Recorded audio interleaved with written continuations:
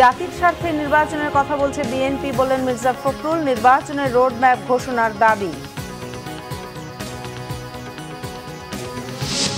আওয়ামী লীগের নির্বাচনে অংশগ্রহণে আপত্তি নেই প্রধান উপদেষ্টার, বললেন শেখ হাসিনাকে বিচারের জন্য ফেরত দিতে হবে দিল্লিকে। মানুষকে জিম্মি করে আন্দোলন না করার পরামর্শ আইন উপদেষ্টার। ট্রেনে হামলা অমানবিক, কঠোর হবার আভাস।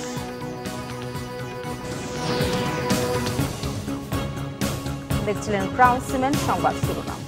বিএনপি মহাসচিব মির্জা ফখরুল ইসলাম আলমগীর বলেছেন, দ্রুত নির্বাচন না হলে দেশে বিভিন্ন সমস্যা মাথাচাড়া দিয়ে উঠবে। নিজেদের জন্য নয়, জাতির স্বার্থে দ্রুত নির্বাচন চায় বিএনপি। ফোকাস এক জায়গায় রাখার দাবি জানিয়ে প্রশাসন, ইসি আর বিচার ব্যবস্থার সংস্কার করে নির্বাচনের ব্যবস্থা নেওয়ার দাবি জানান তিনি। এদিকে দলের স্থায়ী কমিটির সদস্য ডক্টর আব্দুল মঈন খান বলেছেন, অত্যাবশ্যকীয় সংস্কারগুলো শেষ করে দ্রুত নির্বাচন দিতে হবে। আহমেদ সরওয়ারের রিপোর্ট। জাতীয় বিপ্লব ও সংহতি দিবস উপলক্ষে আলোচনা সভার আয়োজন করে সম্মিলিত পেশাজীবী পরিষদ। জাতীয় প্রেস ক্লাবে এই আলোচনায় আলোচকরা বলেন, ৭১-এর রাজনীতিবিদরা যখন ব্যর্থ হয়েছে তখন সৈনিক জিয়া স্বাধীনতার ঘোষণা দেন। আবারও ৭ই নভেম্বরে জিয়ার নেতৃত্ব পেয়েই দেশের জনগণ আশ্বস্ত হয়েছে যে দেশ এগিয়ে যাবে। বিএনপি মহাসচিব মির্জা ফখরুল ইসলাম আলমগীর বলেন, বিএনপির দেওয়া ৩১ দফা রাজনৈতিক সংস্কারের জন্য যথেষ্ট। তাদের অগ্রাধিকার হচ্ছে দেশে গণতান্ত্রিক প্রক্রিয়াকে ফিরিয়ে আনা। আমরা বলছি, যারা আমরা একটু বয়স্ক প্রাজ্ঞ, আমরা বলছি দ্রুত নির্বাচন দ্রুত করো। কেন বলছি? বিএনপি ক্ষমতা যাওয়ার জন্য নো। আমরা বলছি নির্বাচনটা দ্রুত না হলে এই সমস্যাগুলো বাড়বে, অন্যান্য সমস্যা বাড়বে। এখন আপনার যারা গণতন্ত্রকে ধ্বংস করতে চায়, বাংলাদেশের আপনার যে স্টেবিলিটি নষ্ট করতে চায়, তারা মাথা চাড়া দিয়ে উঠছে। দেখুন না কত সমস্যা তৈরি হয়ে গেছে। এই জন্য আমরা যেটা বারবার বলে আসছি যে এটা আপনাদের কাজ না। ফাইনালি আপনারা তাড়াতাড়ি দ্রুত একটা নির্বাচন দেন, যাদের কাজ তারা করুক, রাজনীতিবিদদেরকে কাজ করুক। আমরা তো সংস্কার দিয়ে দিয়েছি প্রস্তাব, ওইখানে দেখেন কোনটা কোনটা আপনারা নেবেন, কোনটা কোনটা নেবেন না। ফোকাস একটাকে করুন। সেই ফোকাসটা হচ্ছে ইলেকশন কমিশনকে ঠিক করে, প্রশাসনকে ঠিক করে, বিচার ব্যবস্থাকে ঠিক করে নির্বাচনের দিকে যান। বাকিগুলো যারা নির্বাচিত হয়ে আসবে তারা করবে।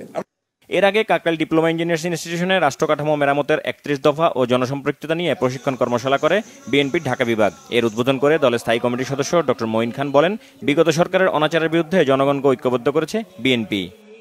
আজকে যারা সংস্কারের কথা বলছে, সেদিন কিন্তু তারা এই সংগ্রামে অনেককে দেখি নাই।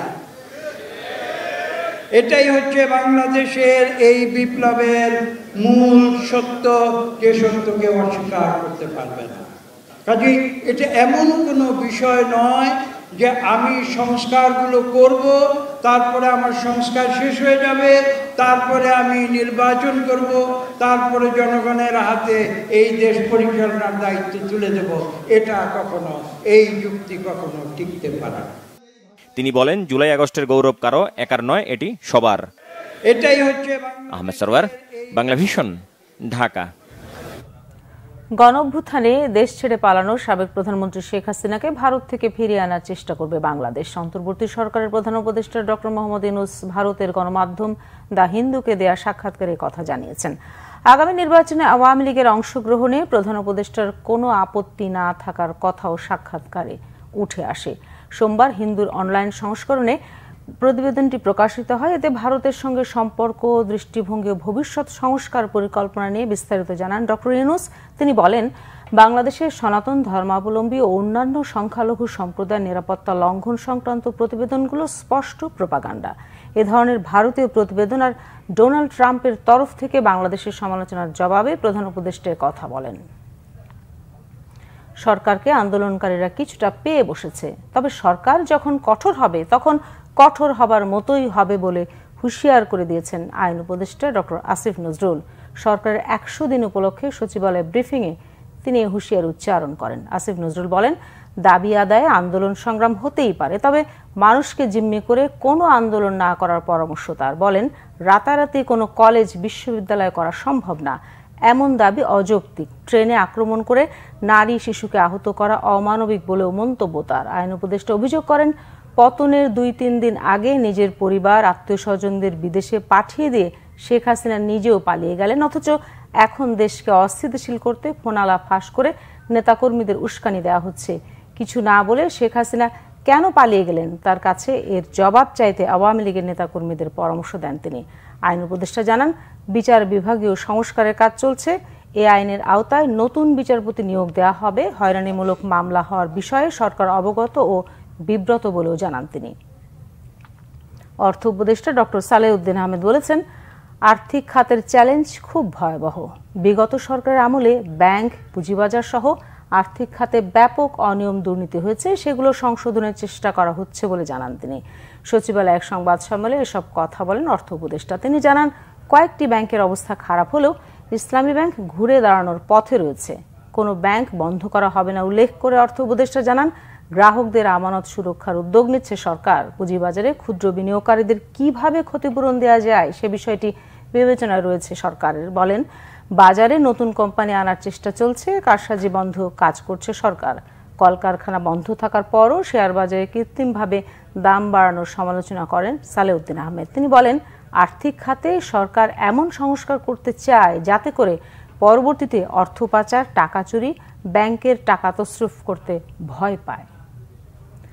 আদানি গ্রুপের সঙ্গে বিদ্যুৎ কেনা সংক্রান্ত চুক্তি পর্যালোচনা যাচাই বাছাই করার জন্য একটি তদন্ত কমিটি গঠন করার নির্দেশ দিয়েছে হাইকোর্ট। একই সঙ্গে দেশের স্বার্থবিরোধী এই চুক্তি কেন বাতিল করা হবে না তা জানতে রুলও দেওয়া হয়েছে।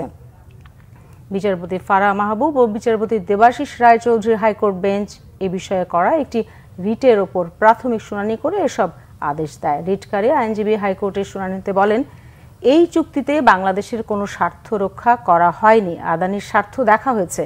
প্রতারণামূলক একটি চুক্তি বলছেন আইনজীবী। পরে হাইকোর্ট এই চুক্তির সব নথি 1 মাসের মধ্যে দাখিল করতে বলেছে।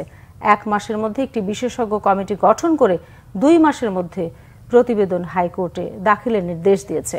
দেশের স্বার্থে আদানি চুক্তি পর্যালোচনা করা দরকার বলে মত হাইকোর্টের। বকেয়া বেতনের দাবিতে গাজীপুরের নবীনগর চন্দ্রা মহাসড়ক অবরোধ করে 4র্থ দিনের মতো আন্দোলন করছে শ্রমিকরা। সকাল 8টা থেকে আন্দোলনের নামে ডোরিন গার্মেন্টস ও বেক্সিমকো গ্রুপের শ্রমিকরা। তারা জানান, বিনা নোটিসে ডোরিন গার্মেন্টস বন্ধ ও বেক্সিমকো গ্রুপের শ্রমিকদের 1 মাসের বেতন ও বাৎসরিক ছুটি টাকা না দেয়ায় সড়কে অবস্থান নিয়েছেন। বকেয়া বেতন পরিশোধ না হলে আন্দোলন চালিয়ে যাওয়ার ঘোষণা তাদের। এদিকে টানা 4 দিন ধরে আন্দোলনের কারণে মহাসড়ক বন্ধ থাকায় চরম ভোগান্তিতে পড়েছেন যাত্রীরা। উপায় না পেয়ে বিকল্প পথে চলাচল করছে দূরপাল্লার যানবাহন। বিশৃঙ্খলা এড়াতে মহাসড়কে টহল দিচ্ছেন সেনাবাহিনীর সদস্যরা। দর্শক, এই ছিল এখনকার মতো। পরের সংবাদ সন্ধ্যা 6টায়। এর আগে 5টায় রয়েছে নিউজ টপ 10 দেখার আমন্ত্রণ রইল।